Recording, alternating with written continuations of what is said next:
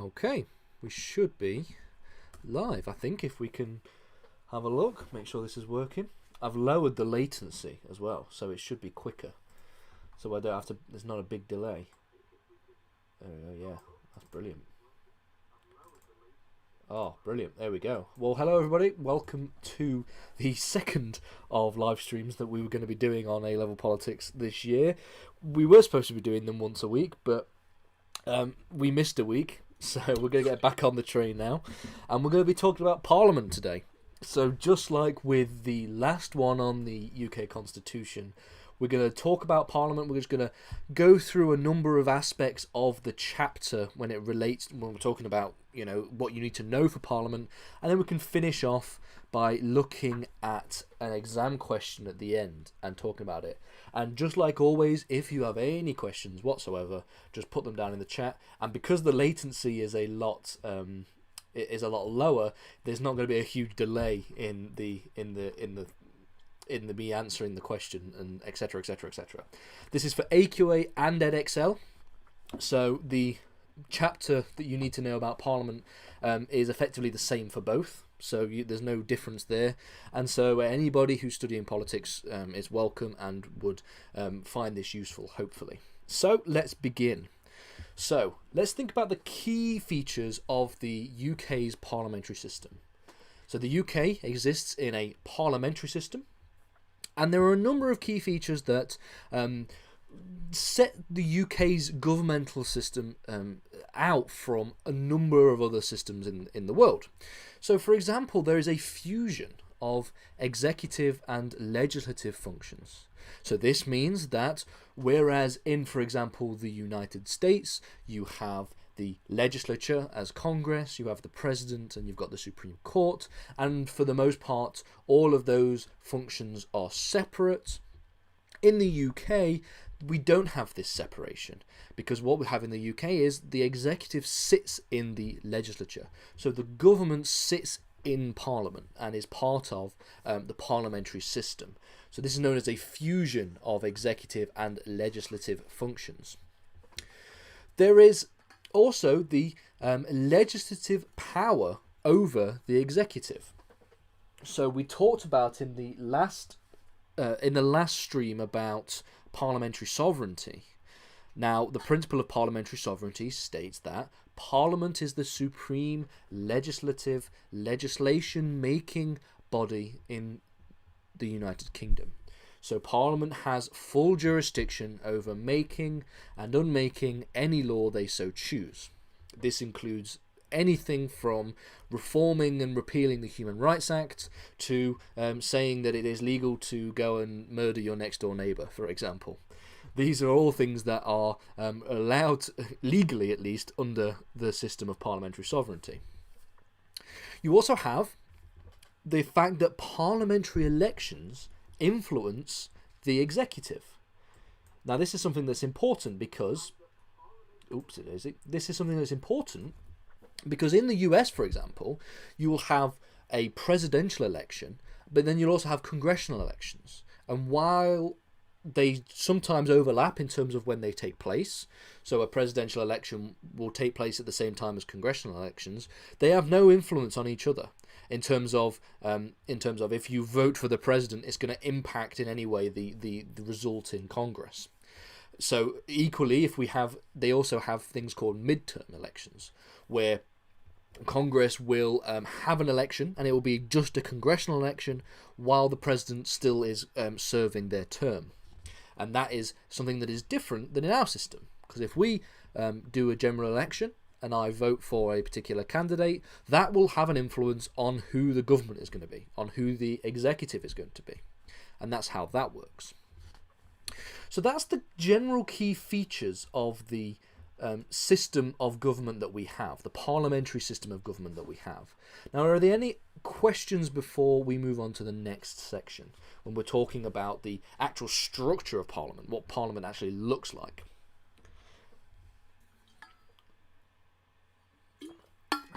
If there are no questions, we'll move on and talk about the structure of Parliament. Now, this is probably the easiest thing, and probably something that will just serve as a basic introduction for anybody who hasn't yet studied the Parliament chapter or just needs a refresher on a number of key features. So the first thing is Parliament is what we call bicameral. Now what we mean by this is that it exists in two chambers. There has two chambers to it. Okay? Is known as a bicameral legislature, and it's a political system in which there are two chambers in the legislature. There's usually a lower house and there's usually an upper house. Okay, again, we can make these comparisons with the US system, because that's what you're going to have to do anyway when you study comparative politics.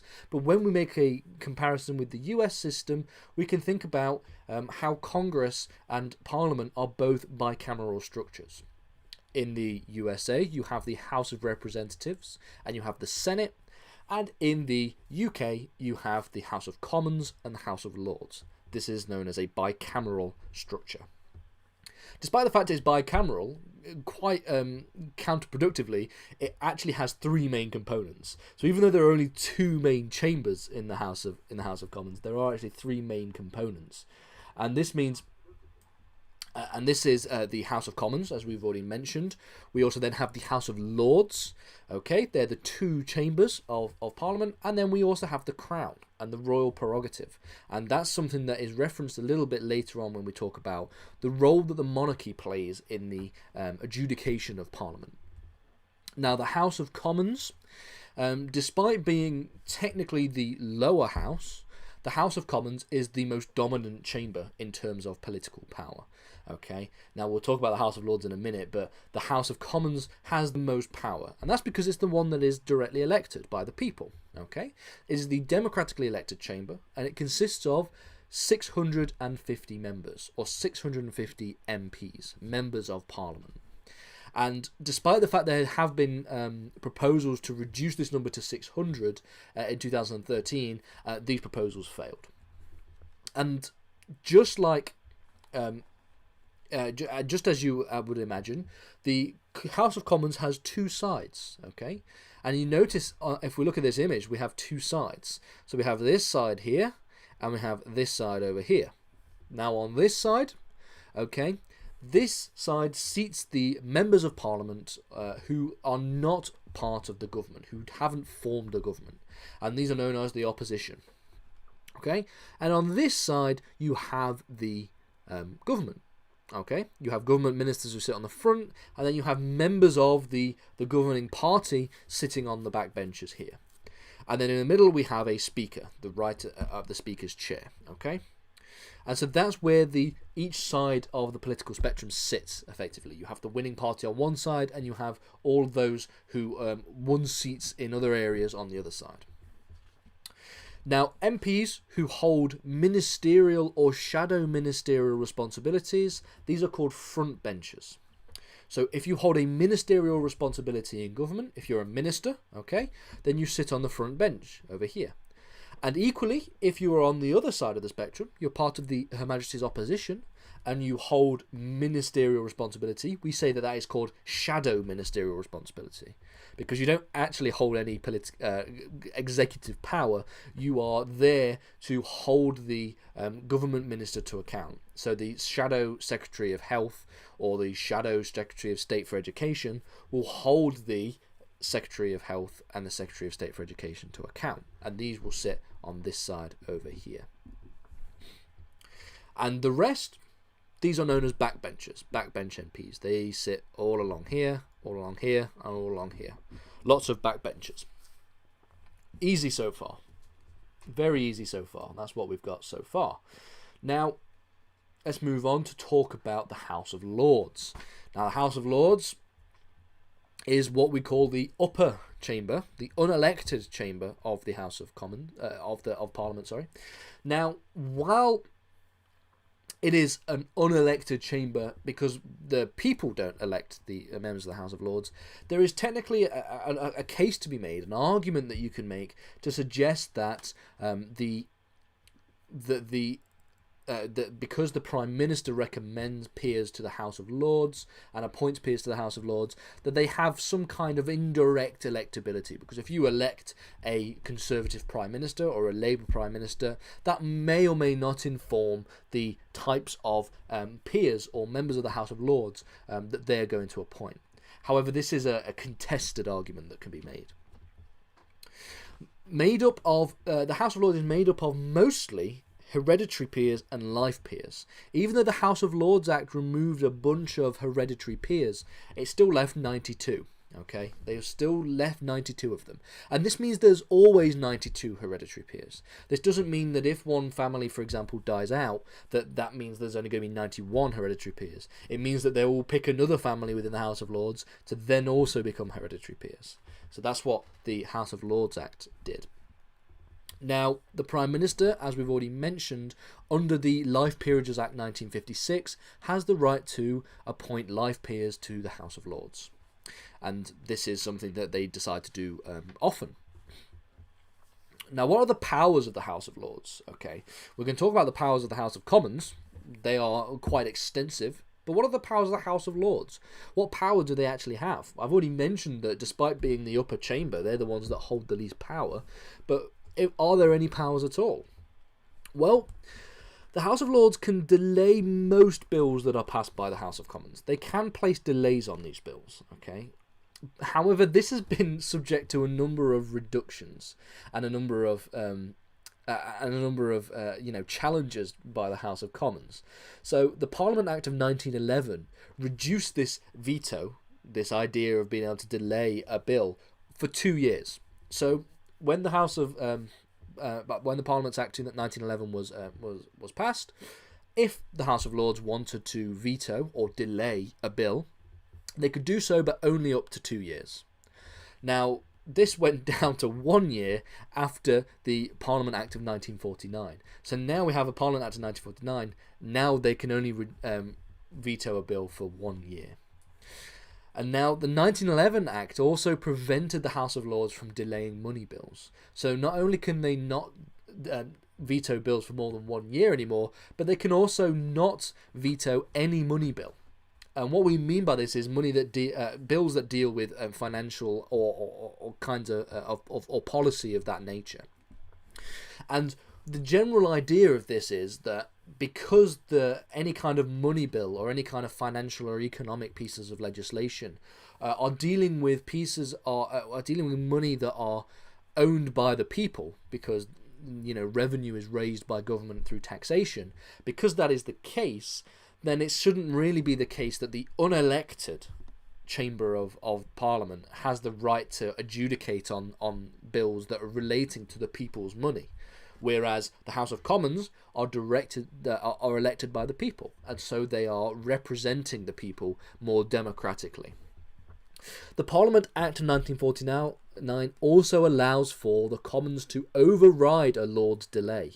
Okay, so not only has the power of the House of Lords' veto gone from 2 years in 1911 to 1 year in 1949, but if the House of Commons decides that they want to override this veto, override a delay, okay, they can do so, and so the House of Lords has no power to stop it. And this has been done a number of times in the past. So we have the War Crimes Act of 1991. We also have the European Parliamentary Elections Act of 1999, and we have the Hunting Act of 2004, which, if you think, when we talk about the judiciary and we look at some of the aspects of the judiciary, there was actually a very famous case that went all the way up to the House of Lords relating to the power of the House of Lords to delay the Hunting Act of 2004.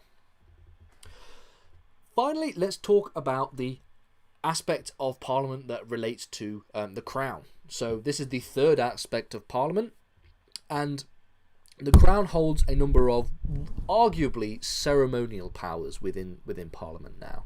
So it's to suggest that the Crown is a formal and an official part of the parliamentary procedure is to underestimate the extent to which these are ceremonial powers.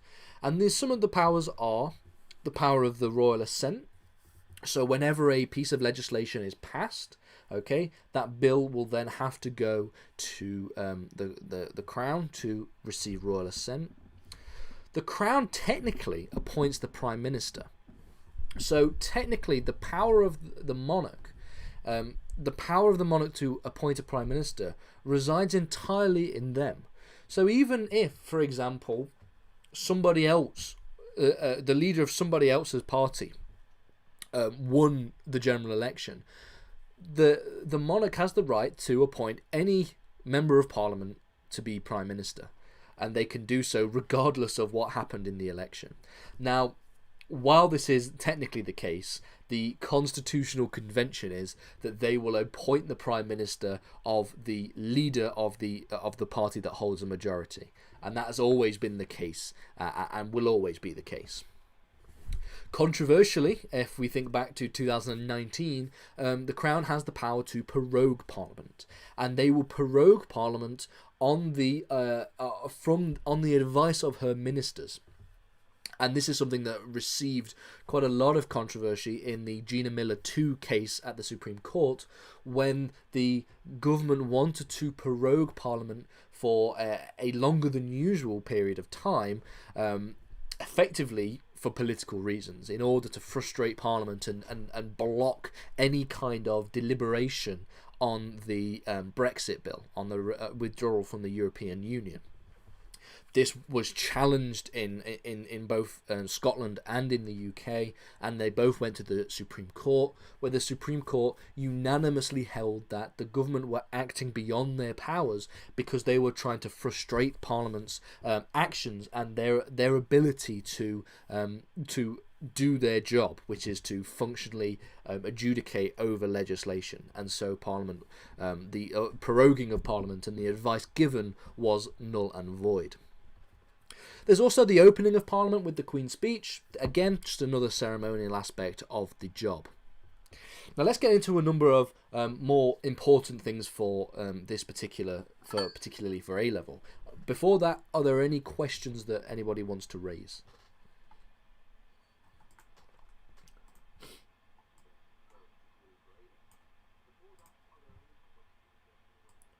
So, let's go on and talk about the functions of Parliament, which is the next chapter, the next part of this. So, if we look at the functions of Parliament, what are the functions of Parliament? Can anybody tell us? Can anybody give us some examples of some of the functions that Parliament plays? So I can write that in here. How does Parliament override the House of Lords?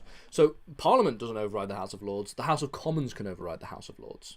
So this is part of the Parliament Act of 1949. And so effectively, if the House of Lords decides that they want to delay a piece of legislation, and the House of Commons votes to override that, then that piece will go past the House of Lords. And that is how the House of Commons will do it. So, functions of Parliament. The first function of Parliament, Jordan, you've got it correct. That is the passing of legislation. So, the passing of legislation, okay? That is probably the main function that Parliament has. We know that Parliament is sovereign, and we know that the power of sovereignty it relates specifically to their power to legislate. So they pass laws, they make laws, and they pass laws. Now, the formal process for passing laws, can anybody think about the process of passing laws? Can anybody tell us the main stages that take place when it comes to the passing of legislation? How do we do it? How would somebody pass legislation? Or specifically, how do Parliament pass legislation? Can anybody think? What are the main stages that takes place? There are a few main stages specifically. In fact, I'll give you the specific number of stages. There are two different. Specifically, there are two stages, and we have one in the House of Commons and one in the House of Lords, and there is 1, 2, 3, 4, 5 sub-stages within them. So let's just go, okay?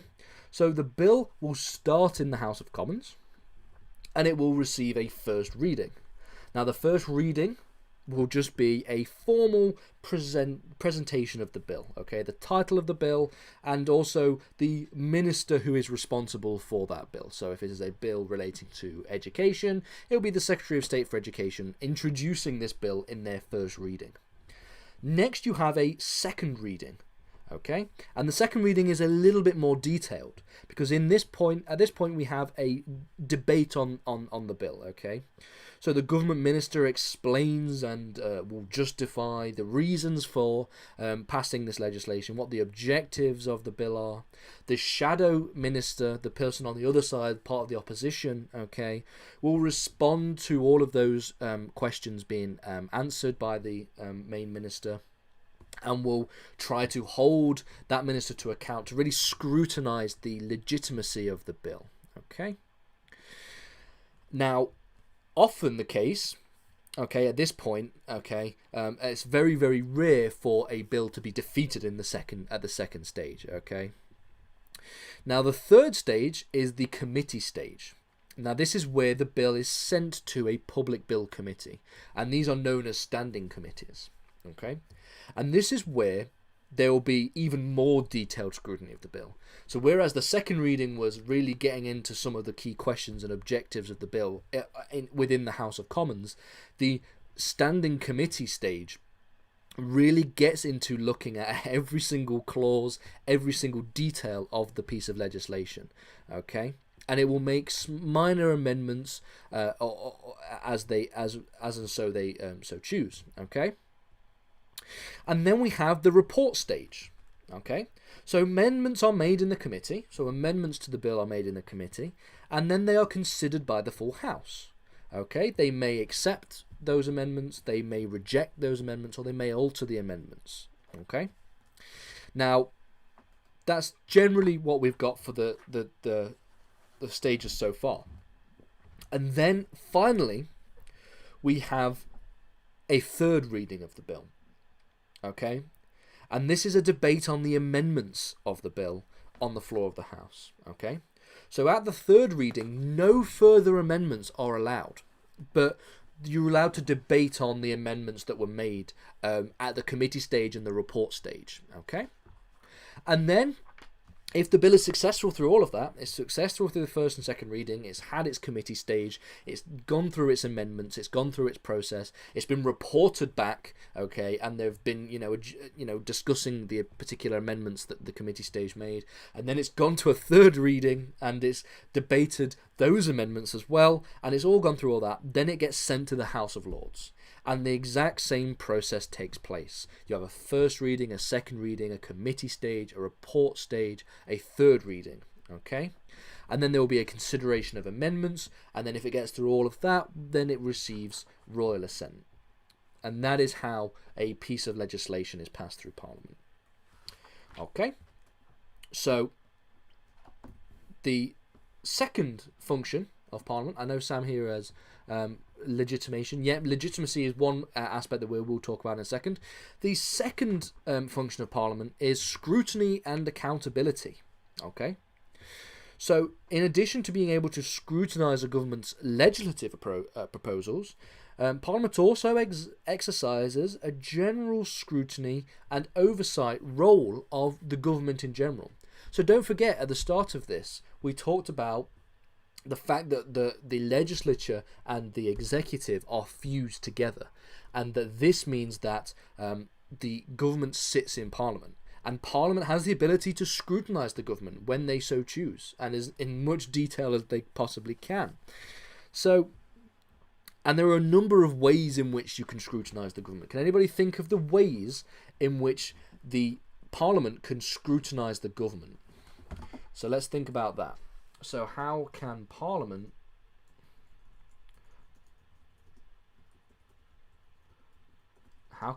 scrutinise government? What are the ways in which it can achieve that aim?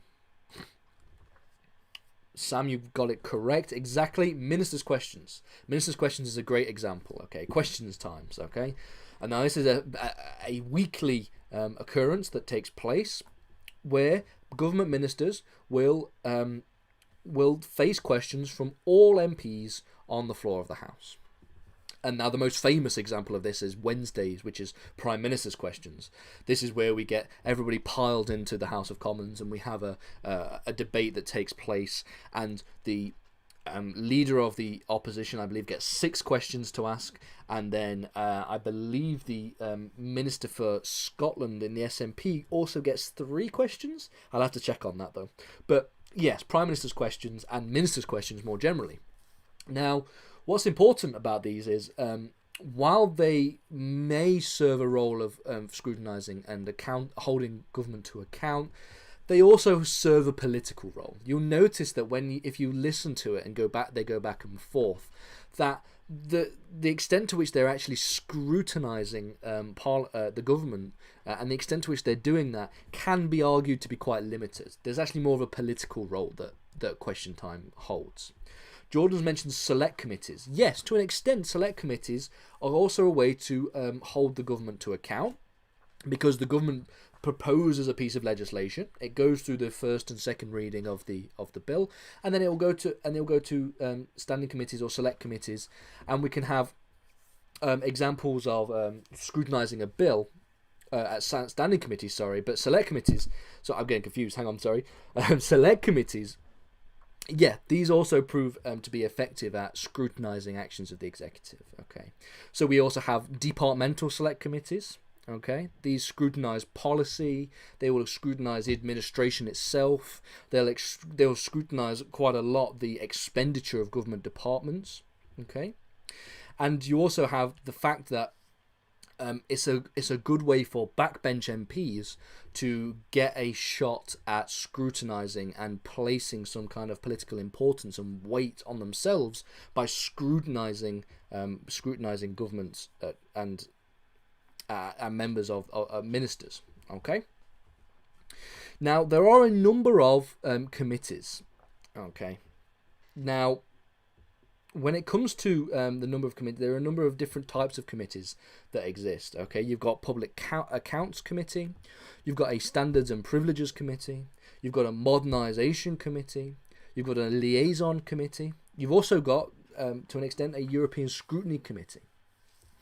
And so we have a number of systems that are in place that can allow for the Parliament to scrutinise ministers. You could also argue that debates in Parliament form a very strong basis for scrutinising government decisions. Okay, so not only debates on pieces of legislation, but more generally debates on particular issues, on specific issues. Like, for example, a very long debate that took place when it came to asking the question of military intervention in Syria a few years ago. That had a lot of government scrutiny and placing limitations on the government and holding the government to account, especially in light of in a post-Iraq war world where military intervention is something that is not taken very lightly. So these are the major ways in which we can think about the functions of scrutiny. Okay. The third function of Parliament is representation. So Parliament serves a democratic purpose. Okay, it represents the people who voted for them. Okay, so every time an election comes around, a general election, you have the ability to vote for your MP in your constituency. Okay. Now, the extent to which the system itself is truly democratic is something that we'd have to discuss when we look at electoral systems. But nevertheless, the people who are in Parliament represent their constituents. They represent the 650 little districts in the UK that are made up of all of us, and so this allows for Parliament to represent your views. Okay, you are able to write to your member of Parliament. You're able to, you can probably get meetings with your member of Parliament, and your member of Parliament is seen as a voice for your constituency in Westminster, and that is one way in which Parliament has its functions. Now, the fourth function is the recruitment of ministers. Now, government ministers have to be members of either the House of Commons or the House of Lords. Now, this is mainly the House of Commons in today's day and age. So, a number of government ministers come from Parliament. Okay, government ministers don't come from anywhere else. So one of the functions of Parliament is to have a selection ground, effectively, for government ministers, for the recruitment of ministers. And then finally we have legitimacy, which is something that Sam brought up really early on. Legitimacy. Parliament helps maintain legitimacy of the political system. So government policies are scrutinised and discussed by MPs. Okay, and these MPs represent the people. Okay, now this makes the political system legitimate. If we have a democratically elected political system and we have Parliament represented by the people, then this represents a legitimacy of the political system that we are engaging in. So when we're talking about different ways in which we can reform the House of Commons and the House of Lords, what kind of things have been proposed in the past to reform the House of Commons and the House of Lords?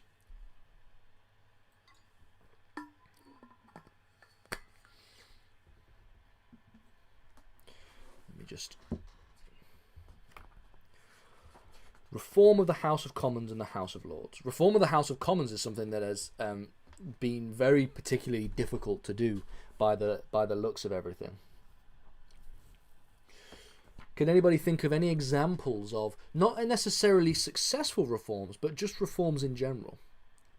They may or may not be successful reforms of the House of Commons.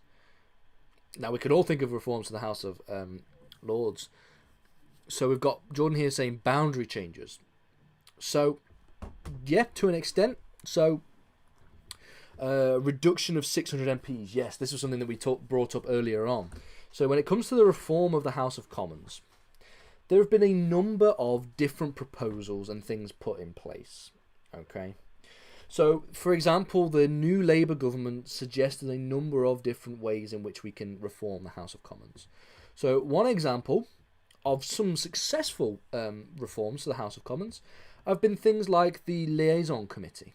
Okay, so the committee system and the select committees that we have, some of them have been introduced relatively recently. So the liaison committee was introduced in 2002, and since 2002 the Prime Minister has faced questions from the liaison committee twice a year. Okay, and it allows for greater scrutiny than would occur in the Commons at Prime Minister's questions, for example. So that's one example, the liaison committee. Okay. We also have the example of pre-legislative scrutiny. Okay, so there has been examples of the new Labour government implementing greater scrutiny of draft bills prior to their formal legislative process. So whereas we have a first reading, second reading, etc., etc., etc., there have been examples where there's been some level of pre-legislative scrutiny. As I've already mentioned, we've got the liaison committee that was set up in 2002. We also have the Fixed Term Parliament Act of 2011. Now, the Fixed Term Parliament Act effectively limited the number of elections and fixed the number of elections to a set period of years, and it also allowed for the existence of a snap election in the event of Commons. Support. So if the House of Commons supports a snap election, then there will be a snap election. And this has happened twice in recent years. It happened in 2017 and also in 2019. Let's just hope.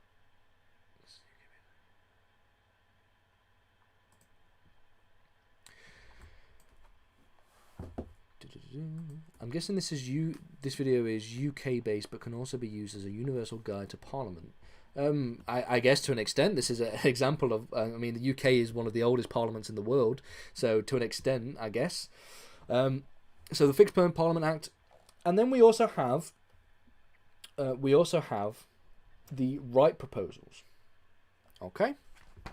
Now, if we find, I'm just making sure that the connection is working. Yep, it's all working still. Okay.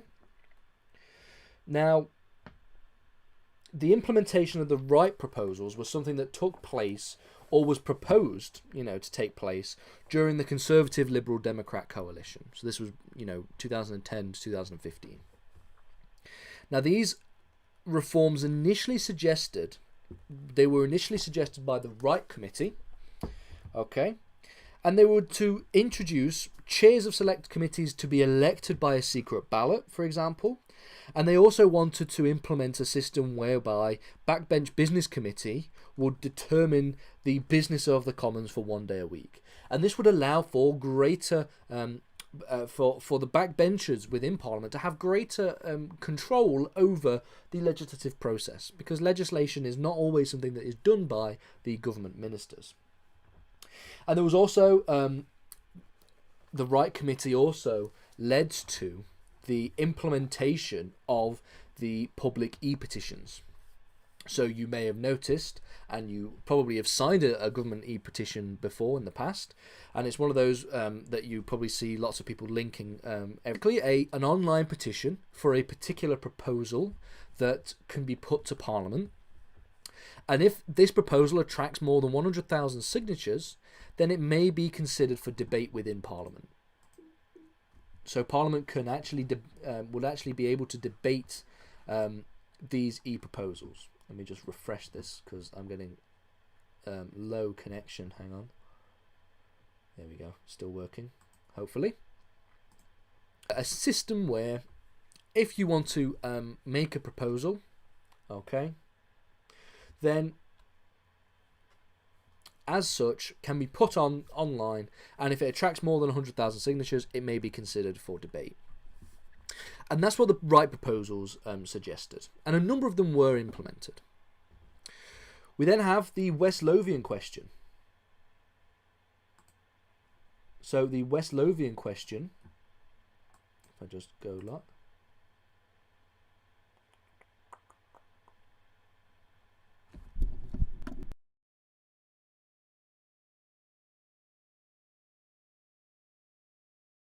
so yeah, the West Lothian question is another example of reform to the House of Commons. And this was something that was proposed in 2012. So the Mackay Commission recommended changes to the parliamentary procedures to address this West Lothian question. Can anybody tell me what the West Lothian question is? So can anybody tell me what the West Lothian question is?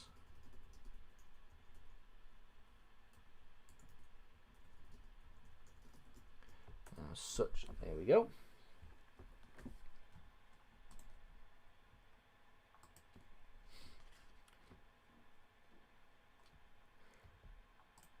Let me just pin the message. There we go. Can anybody think about what the West Lothian question is in relation to the House of Commons, or even to the Westminster system more broadly?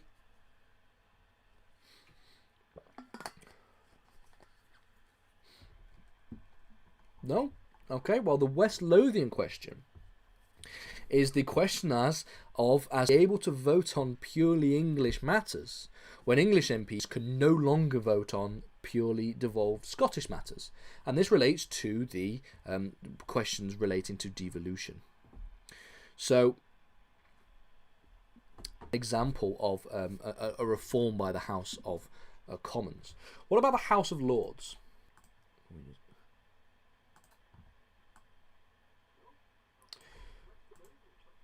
So what about the House of Lords? What kind of proposals can we think about for the House of Lords? Reforming the House of Lords. Well, we have, first of all, the Wakeham report from 2000. Okay. And the Wakeham report in 2000. The Wakeham report in 2000 was a report of Royal Commission on reform of the House of Lords, proposed that a majority of peers be appointed, with 20% being recommended with a 20% appointments body. Okay? That's what the Wakeham report recommended. And they also suggested that between 12 and 35% of the House of Lords should be proportionally elected. So what we're going to see in the next few minutes is a series of proposals and papers that have been suggested to try and get the House of Lords to be more democratic, to be able to have more of elections of peers within the House of Lords. The second thing is the White Paper of 2001. This also proposed to have some elections to the House of Lords, okay? And they proposed that 20% of peers be elected. But this was a figure that was criticised for being too low, and it again didn't take place. The House of Lords Bill of 2012 proposed that, after a transitional period, a reformed second chamber will consist of 360 elected members, 90 appointed members, 12 bishops, and 6, quote, ministerial members. So this was the largest reform of the House of Lords. This was a proposed reform of the House of Lords. They wanted to reduce the number of members of the House of Lords down to 360. They wanted to appoint 90 of them, okay, and they wanted to have a number of elected officials. All of these are examples of elected officials that these never came to any kind of fruition. And then we've also got the House of Lords Reform Act of 2014, which we looked at in the last lesson. Now, what I want to do is, before we move on to talk about the exam question, I want to ask if there are any other questions, any other points that anybody wants to raise before we look at tackling an exam question.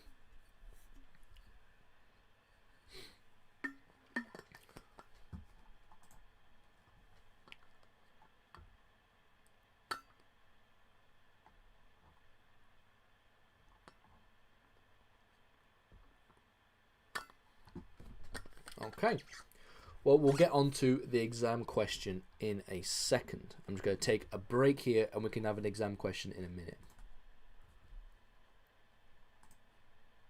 Let's have a look. Oopsie daisy. Let's see what we've got. Okay.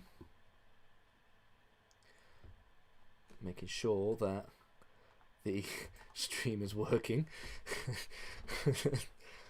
Here we go. Okay. Right. Oh, the stream is back. The stream is working. So, any more questions before we move on to the exam question? So, any questions so far is what we're going to look at.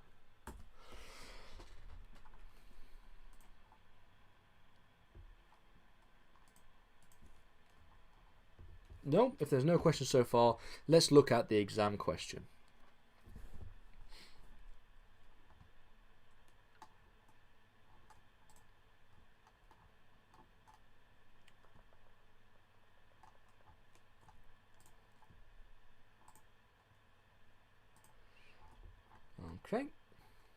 Okay, exam question time. Right, the exam question is simply, Parliament carries out none of its functions adequately. Discuss. So,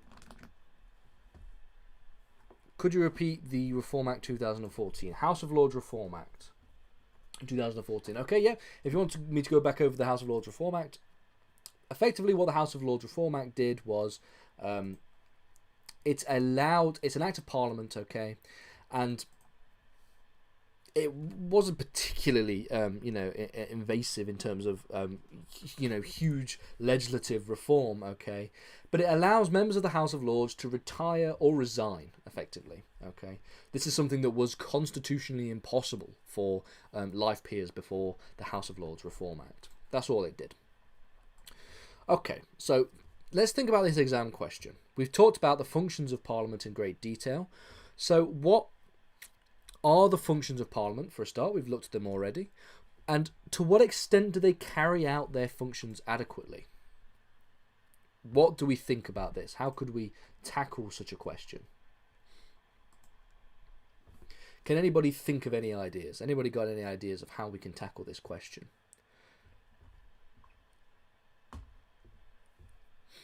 I'm going to actually put the question in the chat as well, just to make sure that we all know what we're doing.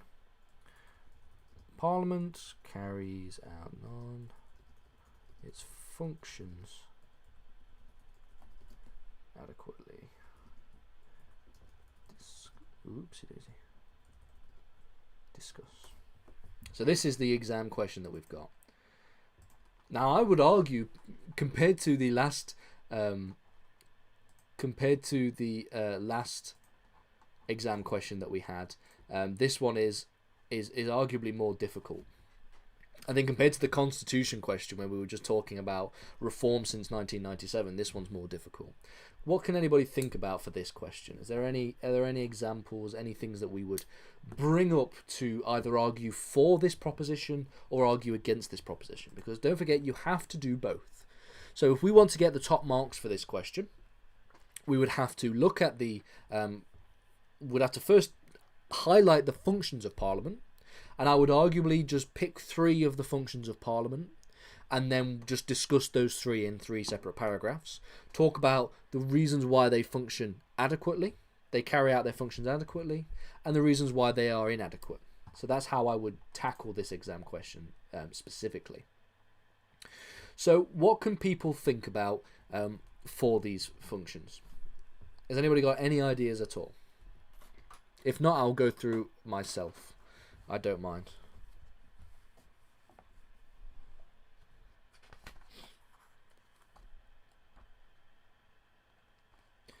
Okay, well, let's think about what these functions are.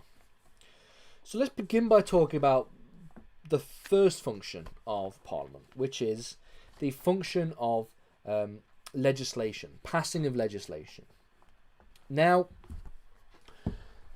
it would be quite difficult to argue that it doesn't pass legislation adequately. However, you could probably make some in this regard. Okay, so you could argue that the passing of legislation done by Parliament is something that is formed of the government. Okay, let me just see what we got going on here. Let me just go through this again. Apologies. Just we keep getting stream lag, which is not fun. Oh, actually, we can go back to this. There we go.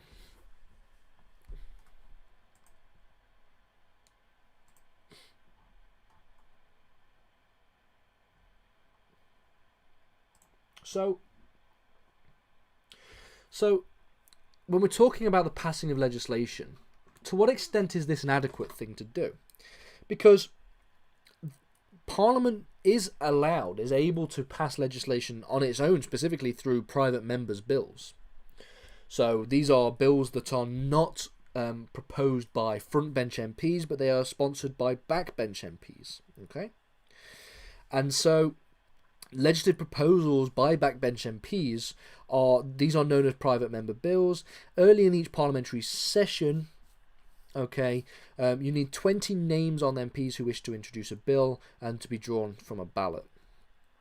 But it's very unlikely that a private member's bill will ever become law in Parliament.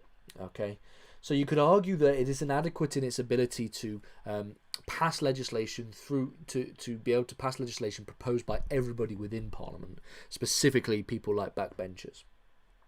But then the counter to that is that backbenchers still have a say in the passing of legislation because they are party to all of the readings and the committee stages for government bills. So arguably, you could go back and forth on that example. Let's think about the second one, which is one that you can arguably really, go into a lot more detail and really challenge the assertion, because you're asking whether or not Parliament carries out the function of scrutiny and accountability effectively. How effective is Parliament at scrutinising the government? Can anybody think of any arguments for and against this proposition? How effective is Parliament at scrutinising the government and holding the government to account? What can we think about for that?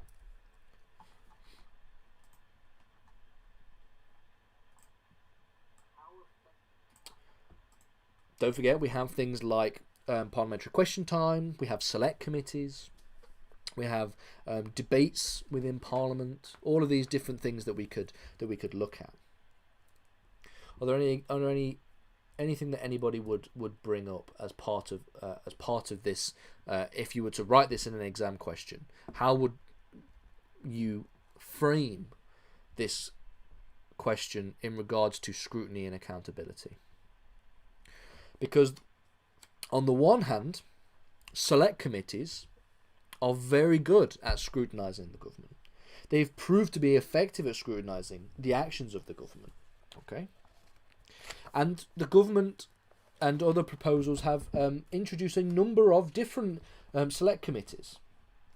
Okay, they've introduced a number of select committees.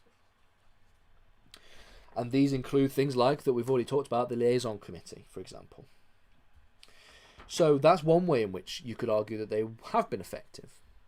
On the other hand, you could say that they have been ineffective because when it comes to things like parliamentary question time, the nature of parliamentary question time doesn't really allow for the kinds of scrutiny and accountability of government that we may expect,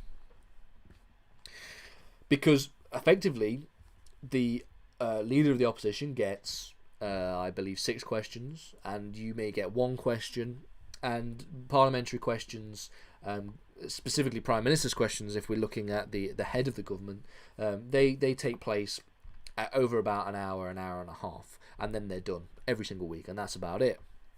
So parliamentary question time isn't particularly useful at scrutinising the government. Neither are debates, to an extent, because you can have a debate in Parliament about a particular issue, but if the government has the majority and has the whips and has the numbers to be able to have every single MP voting in their favour, then it's pointless, because then the government can just pass legislation as they so choose. So these are the different ways in which you could talk about scrutiny and accountability. I would argue that the 3 aspects you should really look at are legislation, scrutiny and accountability, and then representation, because representation is one where you can really hone in on a number of issues. Okay, and that is because representation is something that we can look at, and something that we will look at when we're looking at democracy and participation as well. So when it comes to representation, Parliament represents people, or it's at least supposed to represent the people, but to what extent does it represent? And this is where you can find, you can bring up a number of examples.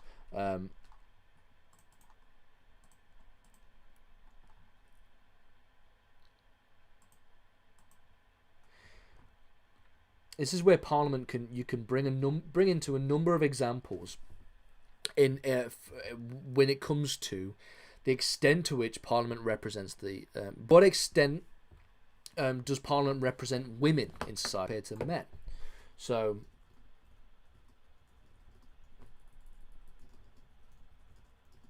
what extent does Parliament represent women adequately? Because in 2019 general election, 220 women were elected to Parliament. Now this might sound like a lot, but this only makes up 34% of the House of Commons, whereas women in society make up 50%. So they are underrepresented in Parliament. That's one thing. Okay, so that's one issue that you could look at.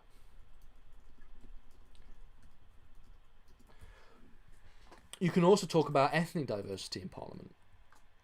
Okay, to what extent does Parliament represent a number of different ethnic minorities within Parliament? Because ethnic minorities it's something that is important to represent the entire people in society. So you could argue that as well. Okay, so for example, back in 2010, only 4% of the House of Commons were black minority ethnic, or came from black minority ethnic backgrounds. Okay, so the House of Commons today, there has been in 2019 election, there were 65 elected members of the House of Commons who came from ethnic minority backgrounds. Okay, now this represents 14.4% of the population. Now, if we were to, according to this information here, which I'm going to link down below when it comes to ethnicity in parliamentary life, so I'm going to put that down here. This is a piece of research that you can use. According to this piece of research, if the House of Commons did adequately reflect the society and the kind of the backgrounds in society, there would be around 93 ethnic minorities within Parliament, whereas there are only 65. So for it to adequately represent society, accurately, there would be 93 rather than 65. So you could definitely argue that Parliament does not represent people in terms of women in society, ethnic minorities in society. And you could also make the cases for other kinds of people of different backgrounds, maybe LGBT, trans society, etc., etc. And so you could make that argument there. So that's how I would personally tackle this problem. Now, if there are any more questions before we finish, because I believe the stream has been going off and on. I don't know if it's working or not, to be fair. But if there are any more questions before we finish, feel free to put them down below now, before we finish off.